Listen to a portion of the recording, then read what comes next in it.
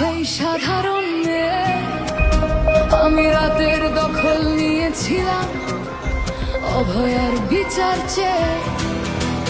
যতই কাকিমা আপনি আজকে করুন অস্বীকার, সেদিন রাতে আমরাই ছিলাম ছিনিয়ে আনতে বিচার।